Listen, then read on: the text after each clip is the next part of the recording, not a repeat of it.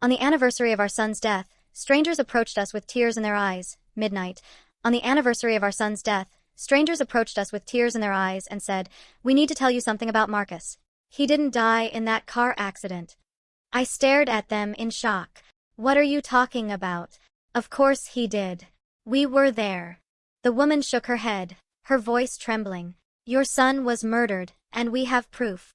My husband David grabbed my arm. "These people are crazy. Let's go." But the man stepped forward with a manila envelope. "Please. Just look at this." My name is Sarah, and today marks exactly 1 year since we lost our 19-year-old son Marcus in what the police told us was a tragic single-car accident.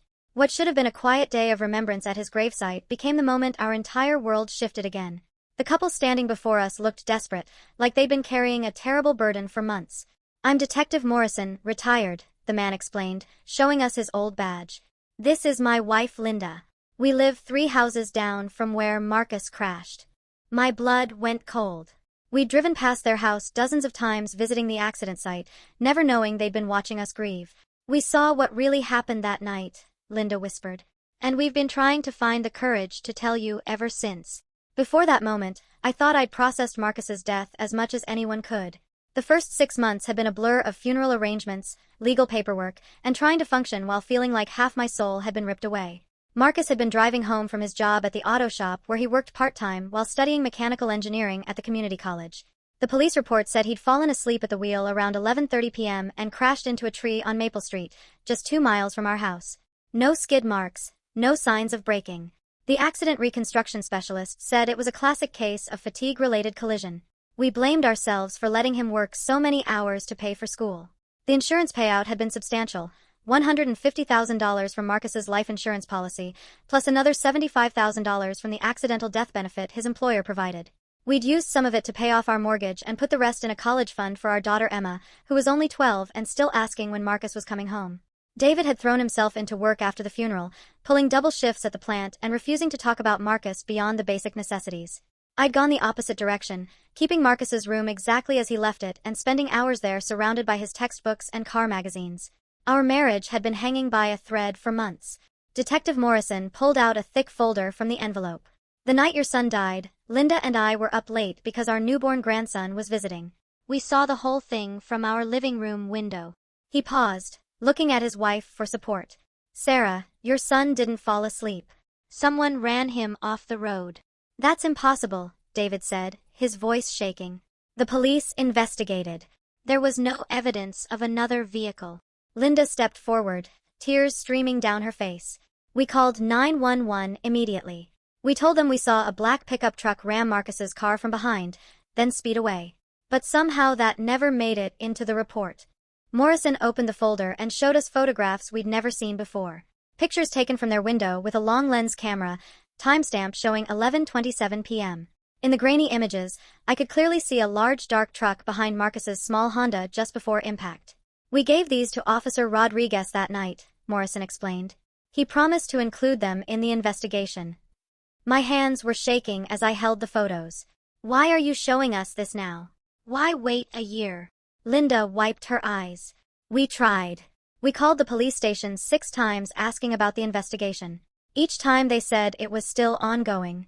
Then 3 months ago, we found out Rodriguez had been transferred to another department immediately after Marcus's case. We hired a private investigator," Morrison continued. "What we found will make you sick. Rodriguez has been covering up vehicular homicides for money. At least 12 cases in the past 5 years, all ruled as single-car accidents when they were really murders." David sank onto the memorial bench beside Marcus's headstone. "This can't be real." The private investigator had uncovered a network of corruption involving Officer Rodriguez, a local towing company, and several auto repair shops.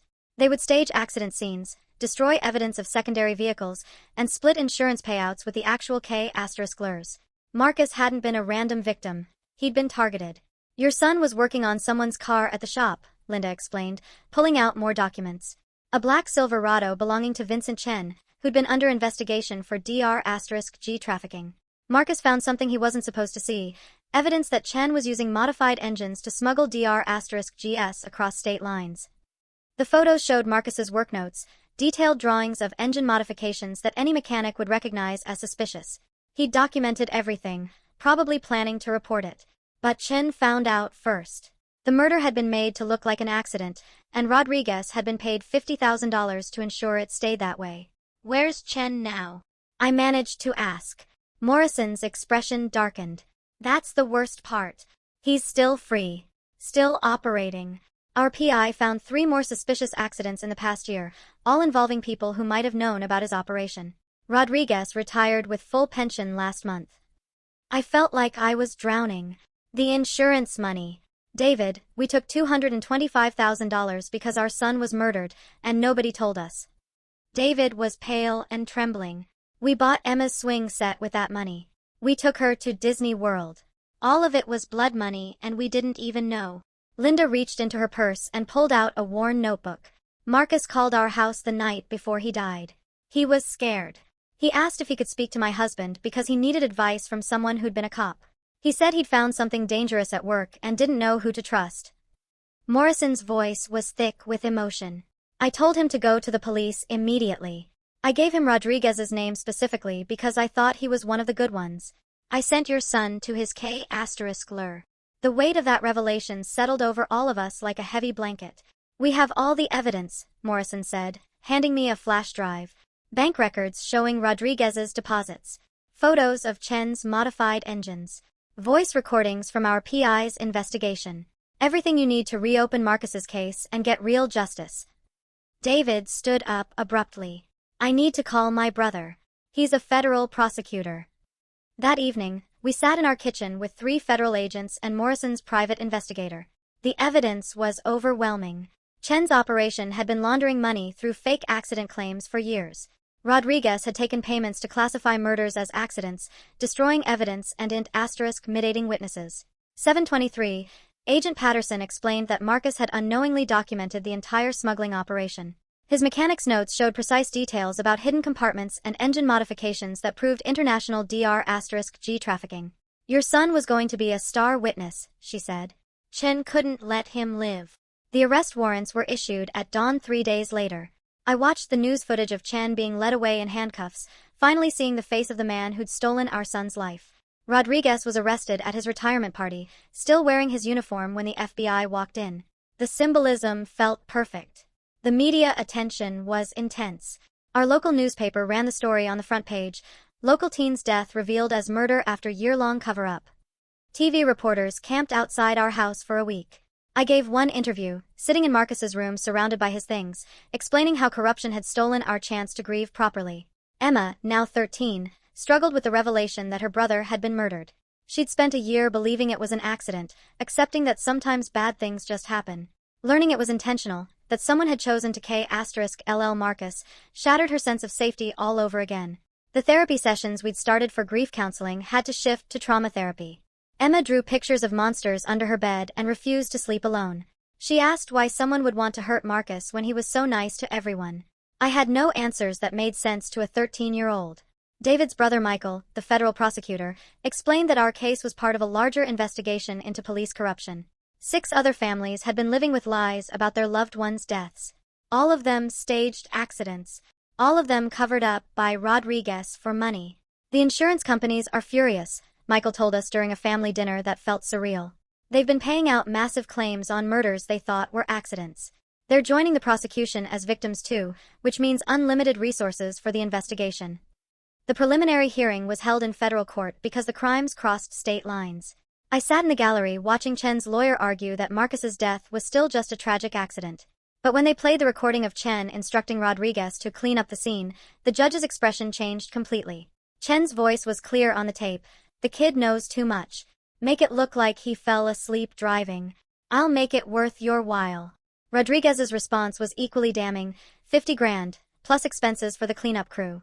"The family will never know what hit them." I had to leave the courtroom during that recording. Hearing them discuss my son's murder like a business transaction made me physically ill. David followed me to the hallway where I sobbed against his chest for the first time since the funeral. We'd been so disconnected in our grief that we'd forgotten how to comfort each other. The FBI raided Chen's auto shop and found evidence of 12 other murders staged as accidents. Hidden compartments filled with Dr*GS, falsified insurance documents, and most horrifically, a trophy collection. Chen had kept something from each victim.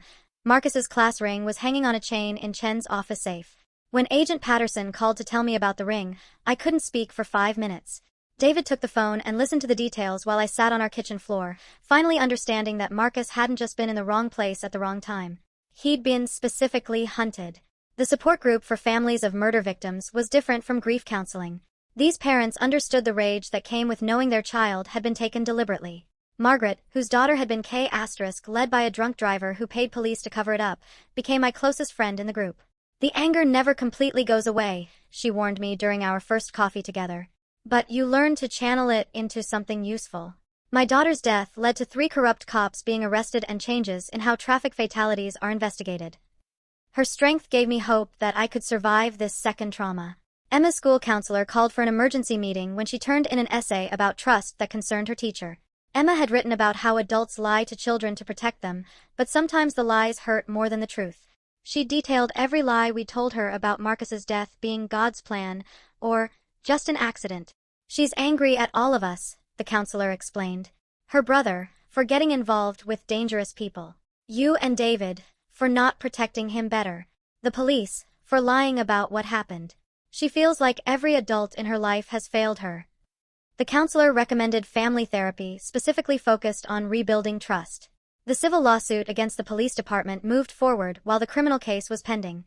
Our attorney explained that the department's insurance would likely settle for millions rather than face a public trial. "But money won't bring Marcus back," I told her. "I want systemic changes so this doesn't happen to other families." Morrison and Linda became unexpected allies in our fight for justice. They testified about their attempts to report what they'd witnessed and how Rodriguez had mitigated them into silence. Morrison's law enforcement background gave credibility to their testimony that the defense couldn't attack. 6 months after the revelation, Chen was convicted on 14 counts of murder and conspiracy. The trial had revealed the full scope of his operation, a multi-million-dollar Dr*G smuggling ring that eliminated witnesses by staging their deaths as accidents. Marcus wasn't his first victim, but our case was the one that finally brought him down. Rodriguez received a 20-year sentence for corruption and conspiracy to commit murder. At his sentencing, I read a victim impact statement describing how his lies had stolen our ability to grieve properly. "You didn't just help K*LL my son," I told him. "You K*led our trust in justice itself." The insurance settlement was larger than we'd ever imagined, $2.3 million for the wrongful death, plus punitive damages for the cover-up. But sitting in the lawyer's office signing the papers felt hollow. No amount of money could restore the year we'd spent blaming ourselves for Marcus's death. David and I used part of the settlement to establish the Marcus Wade Foundation, providing scholarships for young mechanics and funding community programs to report suspected criminal activity safely. We wanted Marcus's death to protect other young people who might stumble onto dangerous secrets. Emma started high school that fall, and slowly began to heal from the trauma of learning her brother had been murdered. She joined the debate team and began advocating for victims' rights legislation. Her final essay for English class was about how corruption affects entire communities, not just direct victims. The therapy process was long and complicated. David and I had to rebuild our marriage from scratch, learning to communicate about trauma instead of avoiding it. Family therapy helped us understand how differently we'd been processing grief and how the lies had made everything worse. Chen's auto shop was demolished 6 months after his conviction. The city turned the lot into a small memorial park for victims of violent crime. Marcus's name was engraved on a bench overlooking a garden that bloomed year-round. Emma helped design the memorial, incorporating Marcus's love of cars into the landscape. The other victims' families became our extended support network. We held monthly gatherings, sharing updates on legal proceedings and helping each other navigate the complex emotions of delayed justice. Some relationships were destroyed by the revelations, while others, like ours with Morrison and Linda, were forged in the fire of shared truth. Morrison continued investigating cold cases as a volunteer consultant, using his retirement to help other families find answers about suspicious deaths. He'd found his purpose in seeking justice for victims of police corruption. Linda started a non-profit providing legal advocacy for families dealing with police misconduct. 2 years after that anniversary encounter, I testified before a congressional committee about police corruption in small towns. The Marcus Wade Act, requiring independent oversight of traffic fatality investigations, passed unanimously. It wasn't enough to bring him back, but it would protect other families from what we'd endured. David returned to school, studying criminal justice to become a victim advocate. His first-hand experience with corruption and cover-ups gave him unique insight into how the system fails families. He graduated summa cum laude at age 47, walking across the stage with Marcus's photo pinned to his cap. Emma won a national essay contest her senior year, writing about how her brother's murder had taught her the difference between justice and vengeance. She was accepted to law school with a full scholarship, planning to specialize in prosecuting police corruption cases. Marcus's legacy lived on through her passion for justice. The civil settlement against the police department resulted in $8.7 million and sweeping reforms. The entire traffic investigation unit was dissolved and rebuilt with independent oversight. Rodriguez's other cases were reopened, bringing justice to 6 more families who'd been living with lies. Chen died in prison 18 months into his sentence, K** led by another inmate who'd lost his own son to Dr**G violence. I felt no satisfaction in his death, only a hollow sense that justice had been interrupted rather than completed. His operation had been dismantled, but the damage to our family was permanent. On Marcus's birthday each year, we visit his memorial bench with Morrison and Linda. They've become family to us, bound by the terrible secret they'd carried and their courage in finally telling the truth. Emma brings fresh flowers and updates Marcus on her legal studies. David and I renewed our wedding vows on the 3rd anniversary of learning the truth, acknowledging that we'd had to rebuild our marriage on a foundation of honesty instead of shared denial. The ceremony was small, just Emma, my parents, and the friends who'd supported us through the darkest period of our lives. The Marcus Wade Foundation has grown beyond our original vision. We now provide scholarships to 50 students annually and have funded 3 major investigations into police corruption. Marcus's mechanic tools are displayed in our office, reminding us daily why we fight for truth and accountability. Emma graduated law school last month and will start as a prosecutor in the Public Integrity Unit. Her first assignment involves investigating a suspicious traffic fatality that bears similarities to Marcus's original case. The cycle of justice continues, powered by his memory and our determination to prevent other families from enduring what we did. Sometimes I wonder what Marcus would think about the foundation built in his name, or whether he'd be proud of Emma's career choice. I imagine him teasing David about going back to school in his 40s, or helping Emma study for the bar exam. Those moments of imagined normalcy still take my breath away. Morrison retired from volunteer investigating last year after helping solve 23 cold cases involving police corruption. He and Linda moved closer to us, becoming the grandparents Emma never had. Their grandson, now 5 years old, calls me Aunt Sarah and brings dandelions to Marcus's bench every time we visit. The truth didn't bring Marcus back, but it gave us something we'd lost in that first terrible year: the ability to grieve honestly. We no longer carried the guilt of wondering if we could have prevented an accident. Instead, we carried the purpose of ensuring his death would protect others. David often says that Marcus would have become a wonderful engineer, fixing things that were broken. In death, he'd helped us fix a broken system. The corruption that K** led him was exposed, the officials who covered it up were punished, and new safeguards protected other families from living with lies. If you've stayed with me through this story, thank you for witnessing our journey from grief to truth to purpose. Have you ever discovered that something you believed was true was actually a lie meant to protect you? How did you handle learning the real story? Sometimes the truth is harder than the lie, but it's always worth knowing. The federal investigation expanded beyond our case when they discovered Rodriguez had been part of a larger network. 7 other police departments across 3 states had similar patterns of staged accidents and insurance fraud. Our family's tragedy had uncovered what the FBI called the largest police corruption ring in the region's history. Emma's senior project involved creating a documentary about police accountability, featuring interviews with other victim families. She'd found her voice as an advocate, turning her anger into action. The documentary won state recognition and led to her being invited to speak at law enforcement training seminars about the impact of corruption on victims' families. David's work as a victim advocate brought him into contact with families facing similar betrayals by the system meant to protect them. He became expert at recognizing the signs of institutional cover-ups and helping families navigate the complex legal process of seeking truth and accountability. Morrison published a book about police corruption 2 years after Chen's conviction, donating all proceeds to victims' advocacy organizations. He included a chapter about Marcus's case, describing how ordinary citizens could help expose official misconduct. The book became required reading at several police academies. The ripple effects of our case continued expanding. Congressional hearings led to federal legislation requiring independent investigation of all traffic fatalities involving young adults. The Marcus Wade Traffic Safety Act mandated that no single officer could both investigate and close vehicular death cases without supervisory review. Chen's Dr**G operation had been worth an estimated $47 million annually. The assets seized by federal authorities were used to compensate his victims' families and fund new programs for reporting criminal activity safely.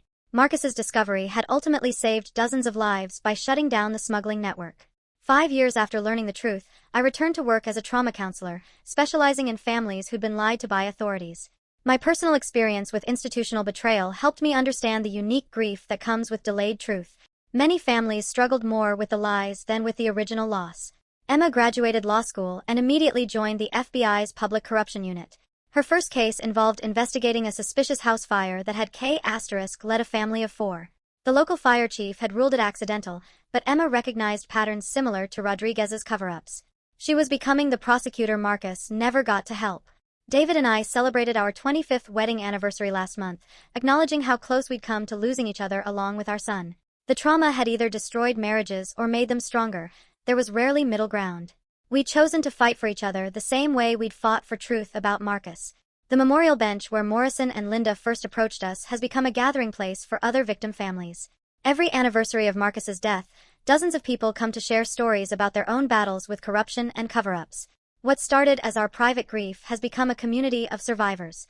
Morrison passed away last winter, but not before seeing justice for 18 families whose loved ones had been murdered and covered up by corrupt officials. Linda continues his work, now serving on a federal task force investigating suspicious traffic fatalities nationwide. If you've stayed with me through this journey, thank you for witnessing how lies can steal more than just justice. They can steal the right to grieve honestly. Have you ever discovered that something you believed was true was actually a cover-up? How did you handle learning that people you trusted had betrayed that trust? Sometimes the truth arrives when we're not ready for it, but it's always worth pursuing. Thanks for listening. Take care.